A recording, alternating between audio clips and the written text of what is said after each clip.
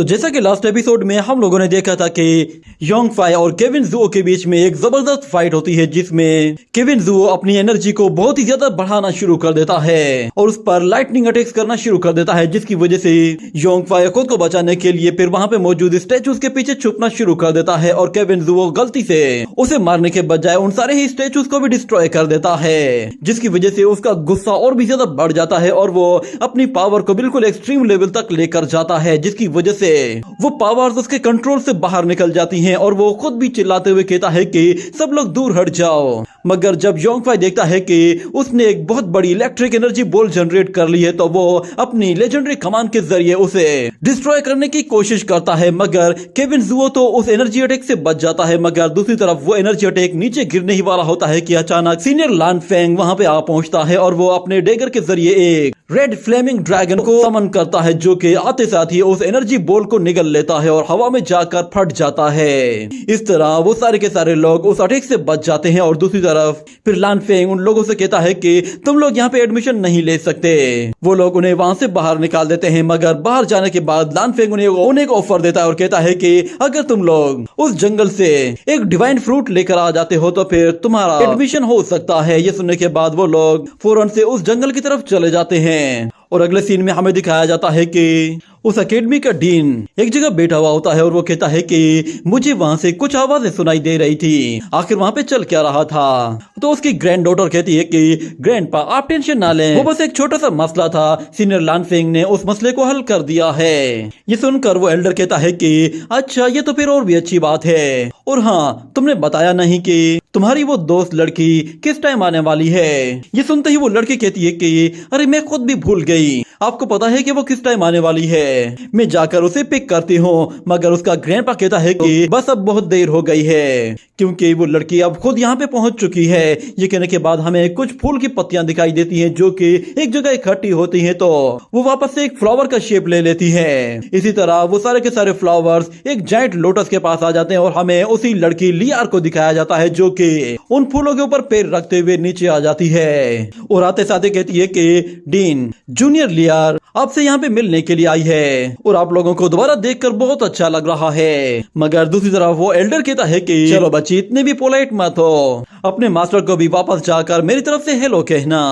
और दूसरी तरफ वो रेड कलर वाली लड़की कहती है कि सिस्टर लियार फाइनली तुम यहाँ पे आ ही गई, मुझे ऐसा लग रहा है कि 10 टाई सेक्ट की इस मर्तबा टॉप की डिसाइपल तुम ही बनोगी। ये सुनते ही फिर लियार उससे कहती है कि हमें मिले हुए 3 साल हो गए हैं और 3 साल के बाद तुम तो काफी बड़ी और काफी समझदार भी हो गई हो। ये सुनते ही वो दूसरी वाली लड़की कहती है कि सिस्टर तुम मजाक करना बंद करो, मैं अभी भी बिल्कुल वैसी ही हूँ, चलो आ जाओ मैं तुम्हें कुछ खाना खिलाने के लिए लेकर जाती हूँ। मगर फिर लियार कहती है कि जरा 1 मिनट रुको।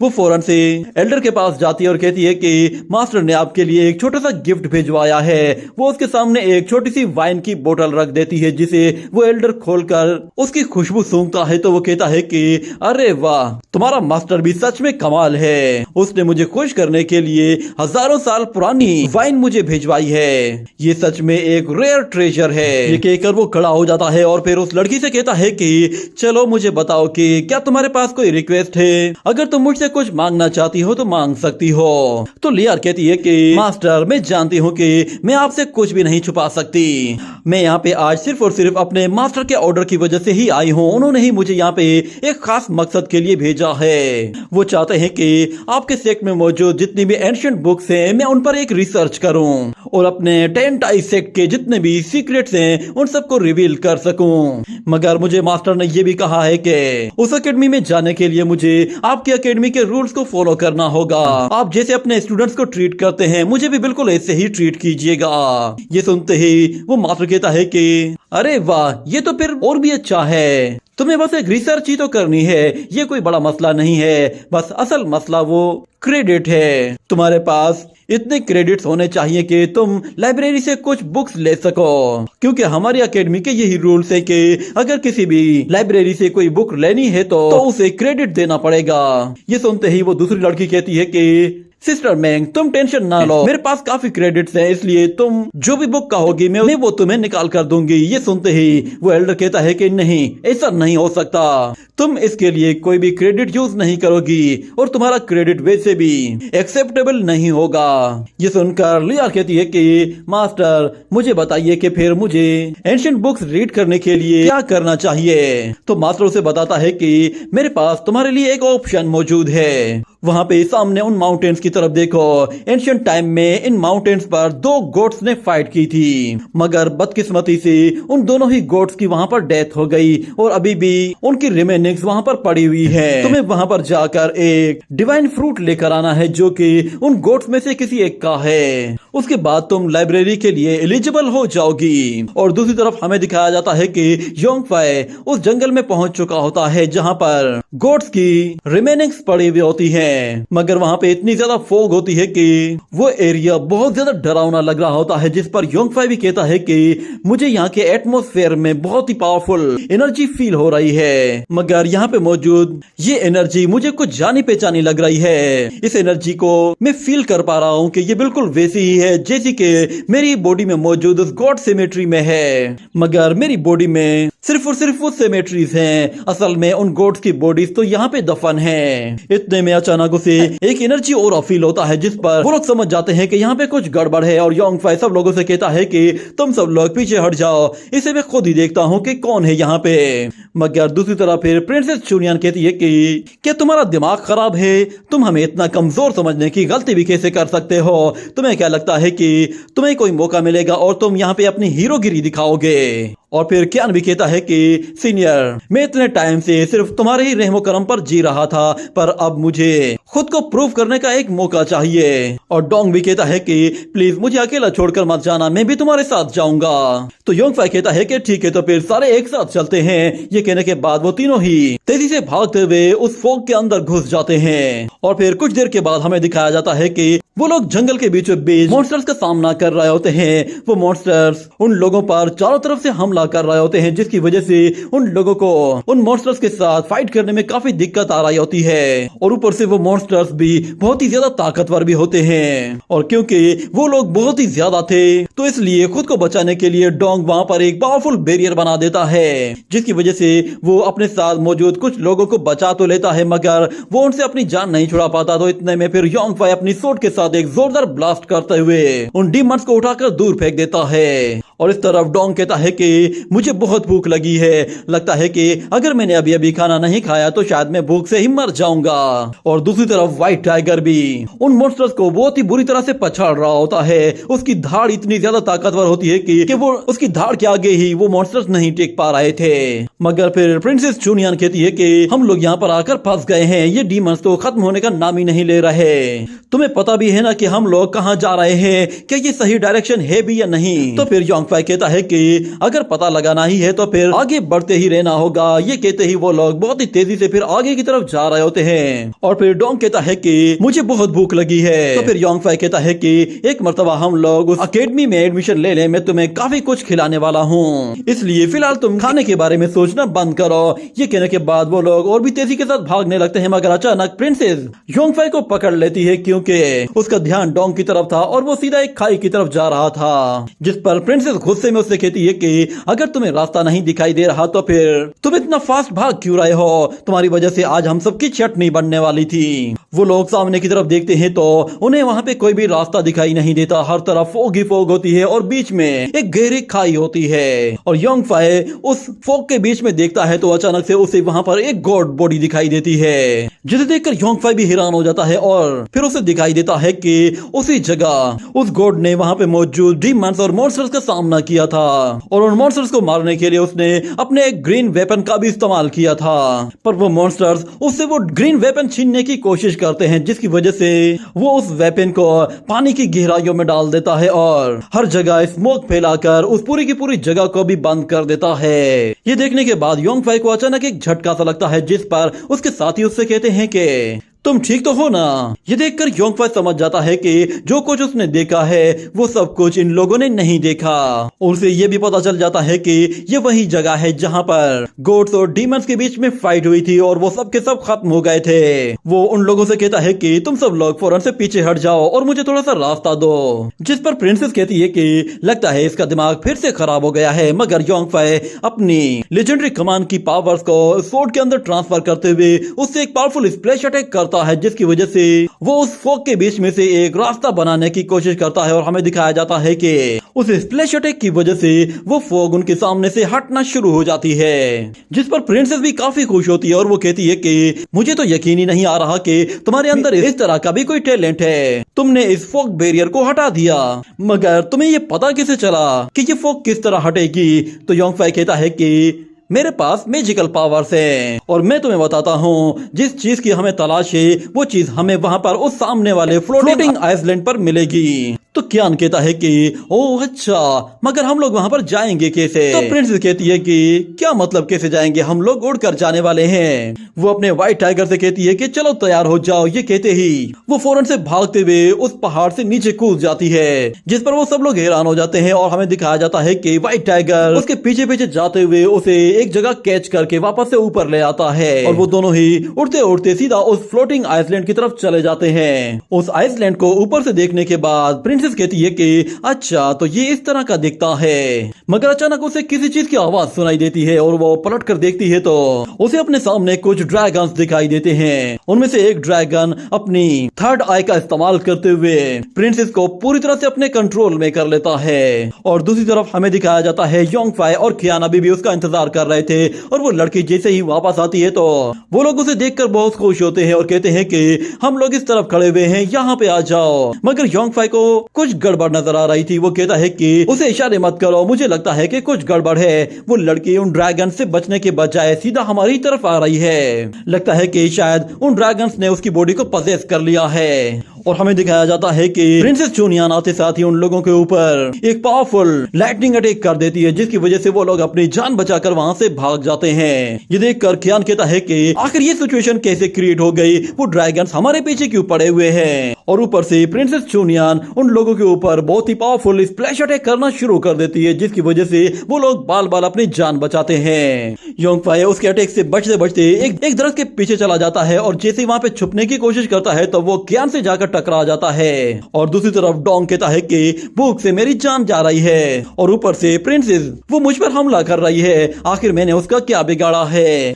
मगर योंगफाई कहता है कि ये छोटी चुड़ैल लगता है कि ड्रैगन्स के कंट्रोल में आ गई है और उन ड्रैगन्स ने इसका इस्तेमाल करके हमें मारने की कोशिश की है। वो उन ड्रैगन्स की तरफ देखते हुए कहता है कि यहाँ पे अलग अलग कलर्स के ड्रैगन हैं और ये सारा काम उस ब्लैक ड्रैगन ने ही किया होगा। मगर अच्छी बात यह है कि मेरी लेजेंडरी बो वो इन ड्रैगन्स का सामना कर सकती है। वो कियान से कहता है कि तुम बाकी ड्रैगन्स को थोड़ी देर के लिए उलझाए रखो, मैं उस ब्लैक ड्रैगन और प्रिंसेस को देखता हूँ। ये कहने के बाद कियान फौरन से भागते हुए अपने बहुत सारे एरोस को उसकी तरफ थ्रो करता है और उन एरोस के साथ स्पेल्स लगे हुए होते हैं जो कि ऊपर जाते ही फट जाते हैं। और इस तरफ योंगफाई प्रिंसेस के अटैक से बचते हुए दरख्तों के ऊपर से चढ़ते हुए हवा में बिल्कुल ऊपर जाता है और फिर से अपनी लेजेंडरी कमान का इस्तेमाल करते हुए उस पर टारगेट लेता है। ये देखकर डोंग बिल्कुल डर सा जाता है और कहता है कि योंगफाई ये तुम क्या कर रहे हो, कहीं तुम प्रिंसेस को जान से मारने वाले तो नहीं हो? मगर योंगफाई कहता है कि मैं उसे बचा रहा हूँ। ये कहते ही वो एरो रिलीज कर देता है और हमें दिखाया जाता है कि वो एरो प्रिंसेस के बिल्कुल पास पहुंच जाता है, मगर उसकी गर्दन के बिल्कुल पास से होते हुए वो सीधा ड्रैगन की तरफ चला जाता है। ये देखते ही वो ड्रैगन अपनी ग्रीन आई की मदद से उसे रोकने की भी कोशिश करता है, मगर वो लेजेंडरी एरो बहुत ही तेजी से उसकी तरफ जा रहा होता है और अचानक से उसके पास जाते ही वो उस फ्लोटिंग आइसलैंड की तरफ डाइवर्ट हो जाता है। और जैसे ही वहां पे एक धमाका होता है तो प्रिंसेस और प्रिंसेस का टाइगर दोनों ही उस ड्रैगन के कंट्रोल से बाहर आ जाते हैं, जिसकी वजह से प्रिंसेस सीधा नीचे की तरफ जा रही होती है। उसे गिरते हुए देखते ही योंगफाई फौरन से उसके पास जाकर उसे कैच कर लेता है। और दूसरी तरफ फिर कियान भी वहां पर आकर गिरता है और कहता है कि मैं पकड़ लूंगा, मगर योंगफाई ने पहले ही बाजी मार ली थी। और दूसरी तरफ फिर प्रिंसेस चुनियान को जैसे ही होश आता है तो वो खुद को योंगफाई की बाहों में देखती है, जिसकी वजह से वो गुस्से में उससे नीचे उतर जाती है और कहती है कि ये तुम क्या कर रहे थे, तुम मेरे अकेले होने का फायदा उठा रहे हो। मगर योंगफाई उससे कहता है कि तुम आउट ऑफ कंट्रोल हो गई थी और पिछले आधे घंटे से तुम अपने व्हाइट टाइगर के साथ मिलकर हमें मारने की कोशिश कर रही थी। अगर मैंने अपनी लेजेंडरी कमान यूज ना की होती तो मैं तुम्हारी बॉडी को फिर से प्योरीफाई नहीं कर पाता और तुम हमेशा के लिए फिर उन ड्रैगन्स की एक पपेट बनकर रह जाती। ये सुनकर प्रिंसेस हैरान सी रह जाती है और दूसरी तरफ कियान कहता है कि तुम ये बातें बाद में कर लेना, जरा वहां देखो एक और ड्रैगन आ रहा है। इस मर्तबा उनके पीछे एक पर्पल ड्रैगन आता है जिसे देखते ही वो लोग फिर से वहां से भागना शुरू कर देते हैं और प्रिंसेस उनसे कहती है कि इन ड्रैगन की आंखों में मत देखना, मगर वो ड्रैगन अपनी रूट पावर का इस्तेमाल करते हुए उन्हें कुछ रूट्स के जरिए पकड़ने की कोशिश करता है। तो दूसरी तरफ योंग फाई अपनी फास्ट स्पीड का इस्तेमाल करते हुए उसके अटैक से बहुत ही आसानी से बचते हुए उससे दूर निकल जाता है और इस तरफ कियान और प्रिंसेस दोनों ही अपनी सोर्स के साथ उन रूट्स को काटने की कोशिश कर रहे होते हैं, मगर वो रूट्स बहुत ही ज्यादा होती हैं और उन्हें चारों तरफ से जकड़ लेती हैं। और योंग फाई उस ड्रैगन को देखता है, वो उनके करीब आ रहा होता है और जैसे ही वो हमला करता है तो योंग फाई अपने दोस्तों को उस अटैक से फौरन से बचाकर उस खाई से नीचे कूद जाता है और प्रिंसेस कहती है कि तुमने मुझसे वादा किया था कि तुम मुझे बचाओगे, मगर योंग फाई कहता है कि हमारा वादा यहाँ पे खत्म हुआ। नीचे गिरते गिरते योंग फाई अपने एनर्जी हैंड का इस्तेमाल करते हुए खुद को बचाने की कोशिश करता है, मगर उसके गिरने की रफ्तार ज्यादा होने की वजह से वो उन पत्थरों के जरिए खुद को होल्ड नहीं कर पा रहा था। मगर दूसरी तरफ प्रिंसेस कियान और वो ड्रैगन तीनों ही उसके साथ लिपटे हुए होते हैं। उसका वजन ज्यादा होने की वजह से योंग फाई नीचे गिरता है और उसके साथ साथ कियान और प्रिंसेस और डोंग भी नीचे गिरने लगते हैं, मगर फिर डोंग को याद आता है कि वो तो उड़ सकता है और कियान जब ये देखता है तो वो उसकी तरफ एक बैग थ्रो करता है और कहता है इसे संभाल कर रखना। ये देखकर डोंग फौरन से उस बैग को पकड़ लेता है और इतने में कियान गिरने से पहले ही योंग फाई के हत्थे चढ़ जाता है और दूसरी तरफ प्रिंसेस वो नीचे गिरने से पहले ही एक दरख्त का सहारा लेकर उससे अपनी गिरने की रफ्तार को कम करते हुए आराम से नीचे लैंड कर जाती है और वो मोटा कियान भी फिर अपनी जान बचने पर शुक्र अदा करता है। मगर दूसरी तरफ प्रिंसेस कियान से कहती है कि आखिर तुम्हारे दिल में पैसों को लेकर इतनी लालच क्यों है, तुम्हें अपनी जान से भी पैसे ज्यादा प्यारे हैं। तो कियान कहता है कि उस बैग के अंदर पैसे नहीं हैं, बल्कि उसके अंदर तो मेरी जान है। तो प्रिंसेस कहती है कि क्या तुम्हारी जान, और वो भी इस बैग के अंदर। तो कियान कहता है कि हाँ, असल में इसके अंदर एक चिली पाउडर है। इस चिली पाउडर को जैसे ही हम कोल्ड वाटर में डालते हैं तो इसका टेस्ट पूरी तरह से चेंज हो जाता है। ये सुनकर प्रिंसेस को भी हैरानी होती है और वो कहती है कि सच में तुम्हारा टेस्ट बहुत ही ज्यादा स्ट्रॉन्ग है। और इस तरह फिर डोंग कहता है कि ये तो चिली पाउडर है। उस चिली पाउडर की वजह से उसे जोर जोर से छींके आने लगती हैं। वो कियान से कहता है कि तुमने मेरे साथ अच्छा नहीं किया, मैंने तुमसे अपना पूरा हिसाब लेना है। तुम जानते भी हो ना हम ड्रैगन्स को चिली पाउडर से कितनी ज्यादा नफरत है। ये कहते हुए वो बार बार छींकने लगता है और फिर योंग फाई डोंग से आकर कहता है कि ये बहुत ही अजीब सी बात है, तुम तो सारी दुनिया को खाने वाले थे, अब क्या हुआ, क्या अब तुम्हें भूख नहीं लग रही? चलो ये चिली पाउडर खा जाओ, इससे तुम्हें बहुत मजा आएगा। मगर फिर डोंग से कहता है कि तुम मेरी फीलिंग्स नहीं समझोगे, हम ड्रैगन्स हैं, हमें अगर दुनिया में सबसे ज्यादा किसी चीज से नफरत है तो वो ये चिली पाउडर है, क्योंकि ये हमारी बॉडी में जैसे ही जाता है तो उससे हमें एलर्जी होने लगती है और अब मैं कुछ देर के लिए अपनी पावर्स को यूज भी नहीं कर पाऊंगा। ये सुनकर योंग फाई को थोड़ी सी हैरानी होती है और वो कहता है कि अच्छा, तो तुम अपनी पावर्स को यूज नहीं कर पाओगे। अच्छा मुझे बताओ कि इस चिली पाउडर का असर तुम्हारी बॉडी में कितनी देर तक रहेगा? तो फिर डोंग उसे बताता है कि कम से कम भी इसका असर आधे घंटे तक तो रहता ही है। सुनकर योंग फाई कहता है कि अच्छा, तो आधा घंटा, और अगर चिली पाउडर और भी ज्यादा स्ट्रॉन्ग हो तो हम लोग इसे क्वार्टर आवर तक भी ले जा सकते हैं। और दूसरी तरफ वो फिर कियान से कहता है कि तुम्हारे पास ऐसा चिली पाउडर कितना है? तो कियान कहता है कि मेरे पास लाइट स्पाइसी, सुपर स्पाइसी और हेवी स्पाइसी हर तरह का चिली पाउडर मौजूद है। उस पाउडर को देखकर योंग फाई कहता है कि मेरे पास एक जबरदस्त आइडिया है। मगर फिर प्रिंसेस चुनियान कहती है कि मुझे ऐसा क्यों लग रहा है कि तुम दोबारा से उन ड्रैगन्स के पास जाने वाले हो और उन्हें जानबूझकर तुम भड़काओगे। तो योंग फाई कहता है कि हाँ, इरादा तो ऐसा ही है, पर जाऊंगा मैं नहीं बल्कि तुम जाओगी। और फिर हमें दिखाया जाता है कि प्रिंसेस चुनियान अपने फ्लाइंग टाइगर के साथ उड़ते हुए उसी फ्लोटिंग आइसलैंड की तरफ जाती है वो ड्रैगन वहाँ पर मजे के साथ सो रहे होते हैं और इतने में ऊपर से प्रिंसेस उन सारी की सारी चिली पाउडर को नीचे फेंक देती है। उनके साथ कुछ स्पेल लगे हुए होते हैं। वो जैसे ही नीचे गिरते हैं तो जोरदार धमाका होता है और उसके साथ चिली पाउडर हर जगह फैल जाता है, जिसकी वजह से उन ड्रैगन्स को बहुत ही ज्यादा तकलीफ होने लगती है और वो जोर जोर से चिल्लाना शुरू कर देते हैं। ये देखकर प्रिंसेस समझ जाती है कि काम हो गया, बस अब अपनी जान बचानी है। दूसरी तरफ वो डीमंस बहुत ही ज्यादा गुस्से में होते हैं और वो प्रिंसेस का पीछा करते हैं। तो दूसरी तरफ प्रिंसेस फिर उन्हें उस आइसलैंड से बहुत ही ज्यादा दूर ले जाती है और इस तरफ हमें फिर से कियान को दिखाया जाता है जो कि चोरी छुपे उस आइसलैंड के अंदर जाने की कोशिश करता है, मगर इतने में एक ड्रैगन उसे देख लेता है और वो उस पर हमला करने के लिए आता है। तो कियान फौरन से वहां से भागना शुरू कर देता है और दूसरी तरफ फिर हमें योंगफाई को दिखाया जाता है। वो भी चोरी छुपे वहां पे आ पहुंचा था। वो आहिस्ता आहिस्ता दबे पांव एक ट्री की तरफ आगे बढ़ने लगता है। उसे दिखाई देता है कि उस दरख्त के अंदर तो एक स्पिरिचुअल एनर्जी है और फिर अचानक उसे एक फ्लैशबैक दिखाई देता है जिसमें वो उसी गॉड को देखता है। वो उस गॉड की मेमोरी में उसी जगह को दोबारा से देखता है। उसे वहां पर एक लड़की की आवाज सुनाई देती है, जिसकी वजह से वो अपने आसपास देखने की कोशिश करता है, मगर उसे कुछ दिखाई नहीं। जमीन हिलना शुरू हो जाती है और योंगफाई पीछे पलटकर देखता है तब वो जायंट गोट भागते हुए उसी की तरफ ही आ रहा था और वो आते साथ ही अपना पैर उसके ऊपर रख देता है, जिसकी वजह से योंगफाई फ्लैशबैक से बाहर निकल आता है। ये देखने के बाद वो कहता है कि सच में ये बीस्ट तो बहुत ही ज्यादा खतरनाक है। इस दरख्त को देखकर तो ऐसा लग रहा है कि शायद वो डिवाइन फ्रूट यहीं पे ही मौजूद होगा, मगर उस आवाज का क्या हुआ मुझे पता नहीं चला कि वो आवाज किसकी थी। पर छोड़ो, ये कहते हुए वो उस दरख्त के अंदर चला जाता है और अंदर जाने के बाद उसे नजर आता है कि उस दरख्त को अंदर से तो बिल्कुल अलग तरह का ही बनाया गया है और वो अपने सामने देखता है तो बहुत ही गहरा पानी दिखाई देता है, जिस पर वो कहता है कि जरूर वो डिवाइन फ्रूट यहीं पे ही मौजूद होगा। इससे पहले कि वो पानी में जाता, अचानक उसे वहां पर उसी लड़की की आवाज सुनाई देती है। वो कहती है कि क्या तुम योंगफाई हो? इतने में वो लड़की भागते हुए उसके सामने आ जाती है और हमें पता चलता है कि वो लड़की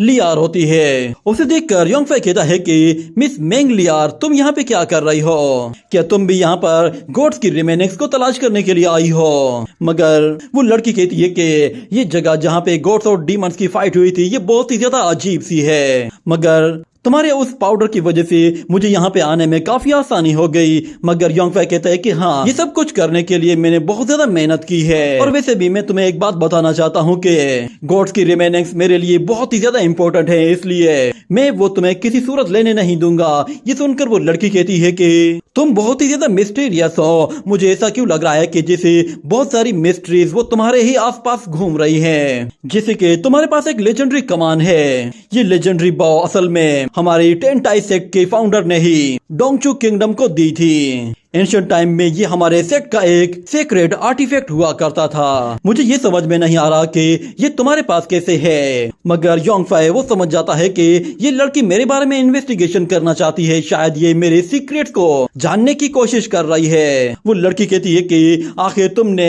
इस लेजेंडरी कमान को यूज करने का तरीका कैसे सीखा, और वैसे भी ये लेजेंडरी कमान तो अब तुम्हारे पास है ही। मुझे बताओ कि आखिर तुम्हारा इसके साथ कनेक्शन क्या है। अगर तुम मुझे सब कुछ सच सच बता देते हो तो मैं तुम्हारे रास्ते से हट जाऊंगी। मगर योंगफाई उससे कहता है कि अगर मैं तुम्हें सच बता भी दूं तो भी तुम मुझ पर यकीन नहीं करोगी। मगर टान टाई शुआन वो मुझे जानती है, मगर क्योंकि मुझे लगता है कि शायद उसे मरे हुए भी कई साल हो चुके हैं तो तुम ये सच्चाई अब नहीं जान पाओगी। ये सुनते ही वो लड़की गुस्से में कहती है कि मैंने तुम्हें कहा था ना, मेरे मास्टर का नाम इज्जत के साथ लिया करो। ये कहते ही वो फौरन से अपना वेपन निकालती है और उससे कहती है कि अगर तुम मुझे सच्चाई नहीं बताने वाले तो फिर मैं अब वो डिवाइन फ्रूट तुम्हें किसी सूरत नहीं लेने दूंगी।